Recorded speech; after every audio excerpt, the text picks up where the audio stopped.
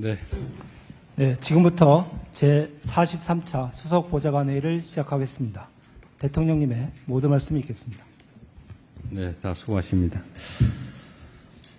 부동산은 우리 사회 거의 모든 부분에 지대한 영향을 미치는 대한민국의 핵심 문제입니다.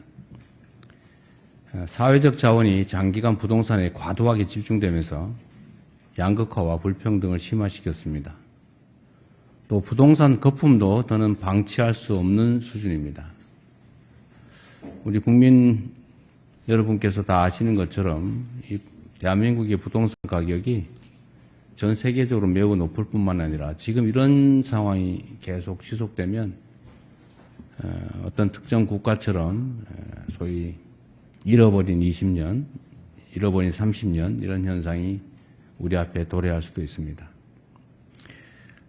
국민의 삶을 위협하는 또 국가의 미래를 위협하는 시한폭탄 같은 부동산 문제 해결에 가용한 수단과 역량을 집중 투입해야 합니다. 사실상 전 국민이 부동산과 직접적인 또는 간접적인 이해관계를 가지고 있는 만큼 시장 상황과 국민의 눈높이를 정교하게 반영하는 노력이 필요합니다. 이를 바탕으로 공급, 또 세제, 금융정책 전반을 치밀하게 다듬어서 시장을 정상화하고 또 주거 안정과 주거 사다리의 체계적인 구축을 우직하게 추진해야 되겠습니다. 특히 파격적이고 속도감 있는 공급, 또 공정하고 합리적인 조세체제, 세밀하고 두터운 금융정책의 유기적인 조합이 무엇보다 필수적입니다. 이 가운데 공급정책이 지금 특히 문제가 되고 있습니다.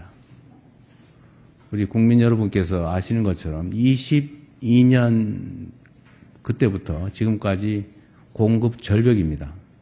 인허가도 매우 축소됐고 착공도 매우 많이 줄어들어서 불가피하게 일종의 공급 절벽이 발생했기 때문에 이를 메우기 위한 특단의 노력이 필요합니다.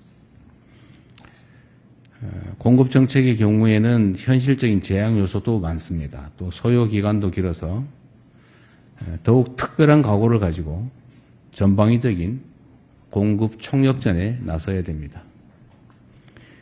각종 인허가 절차를 최대한 단축하고 또 택지도 기존 규제에 얽매이지 말고 필요하면 법과 제도를 고쳐서라도 파격적으로 확보해서 공급에 나서야 되겠습니다. 아울러 정책 발표 후에도 국민의 의견을 충실히 반영해서 정책의 완성도를 한층 더 높여야 합니다. 정책을 발표하면 이게 최종 정책이고 그것을 바꾸면 무슨 일관성이 없는 것처럼 또는 오락가락 이런 식으로 평가되는 것 때문에 잘 안 바꾸려고 합니다. 그런데 그것은 낡은 과거 방식이죠. 공직자, 공무원들이 100% 완벽한 존재일 수 없습니다. 최선을 다해서 정책 안을 만들 때 그 안을 국민들께 또는 정치권에 제시하고 이런저런 좋은 제안 또는 수정안들이 제시되면 그걸 합리적으로 검토하고 또 투명하게 토론하고 수렴해서 더 나은, 더 완벽한 정책을 만들어가는 것입니다. 그게 정상적인 정책 결정 과정이죠. 그 과정 자체를 애초에 나온 안이 바뀌었다 또는 합리적인 안을 수용해서 수정했다고 해서 정책의 일관성이 없다고 한다든지 또 오락가락이라든지 이렇게 표현하거나 또는 그렇게 생각하는 것은 안 했으면 좋겠습니다. 이런 걸 가지고 뭐 누더기를 만들었다 뭐 이런 식의 표현들을 하기도 하는데 어쨌든 이런 거에 굳이 너무 구애되지 말고 과감하게 국민들 또 전문가들 또는 야당 또 정치권의 의견을 수렴해 나갔으면 좋겠습니다. 그래서 국민의 실제 삶에 맞도록 또 더욱 실질적인 또 실용적인 대책을 짜임새 있게 만들고 완성해 나갔으면 합니다. 그리고 최근에 자꾸 문제되고 있는 결혼 페널티라고 하는 결혼하니까 오히려 홀몸일 때보다 불이익해지더라. 홀몸일 때는 남녀 따로따로 기회를 가졌는데 합치니까 줄어들더라. 이런 것은 불합리하죠. 이런 것도 각 영역에 있는 잘못된 점들을 다 찾아내서 불공정하다는 생각이 들지 않게 만들어주면 좋겠습니다. 행정 편의적인 공급자 중심 사고에서 벗어나 국민의 시각에서 정책을 끊임없이 개선하는 게 진짜 유능한 행정입니다. 국민들께서 보다 안정된 주거 환경을 누리고 누구나 내 집 마련의 꿈을 이루어갈 수 있도록 정부가 할 수 있는 최선의 노력을 집중하도록 하겠습니다. 우리 군의 전장 환경이 인공지능과 드론, 로봇을 중심으로 급변하고 있습니다. 방대한 정보를 실시간으로 분석하고 또 첨단 무기들이 대거 투입되는 미래전에 대비하려면 국방체계를 기술과 첨단 장비 중심으로 재편하는 전략이 필수적입니다. 특히 지속적인 저출생 때문에 현재 같은 인력 중심의 보병 중심의 비효율적인 군 구조를 유지하는 것은 가능하지도 않고 또 바람직하지도 않습니다. 선택적 모병제를 도입해서 우리 군을 첨단 장비와 기술 중심의 스마트 정예 강군으로 탈바꿈시키려는 국방개혁을 빠르고 빈틈없이 추진해야 합니다. 이 과정에서 중요한 것은 국방의 주역인 우리 청년들이 미래에 더 나은 삶을 계획할 수 있도록 제도를 재설계하는 것입니다. 군 경력이 좋은 일자리와 양질의 교육, 또 안정적 재산 형성의 밑거름이 될 수 있도록 정책을 촘촘하게 수립해 주면 좋겠습니다. 군 생활이 인생의 낭비 또는 손해라는 생각이 들지 않게 하는 게 우리 정부의 큰 책임이기도 합니다. 초급 간부들에 대한 처우 개선 역시 빠르고 과감하게 추진해 주기 바랍니다.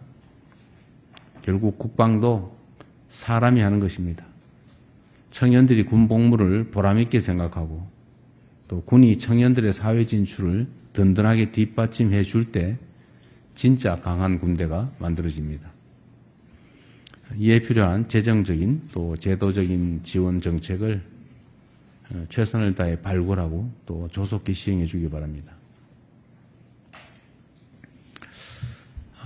최근 몇 년 동안에 스토킹, 교제폭력, 가정폭력 등 관계성 범죄 신고 사례가 계속 늘어나고 있습니다.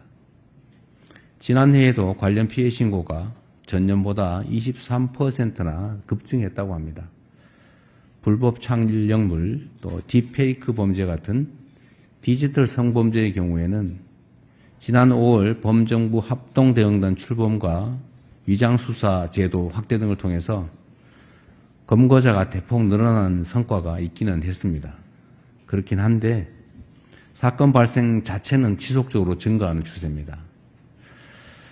이들 범죄 피해자의 경우에는 대부분 여성과 청소년 등 사회적 약자이기 때문에 피해자 지원 그리고 보호, 피해 회복 조치에 더 각별한 관심을 기울여야 합니다.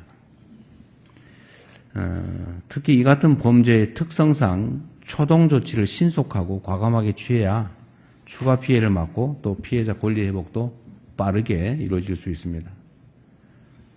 관계기관들은 신고 단계부터 피해자 중심, 피해자 우선이라는 관점에서 필요한 모든 조치를 과하다 싶을 정도로 집행해 주기 바랍니다.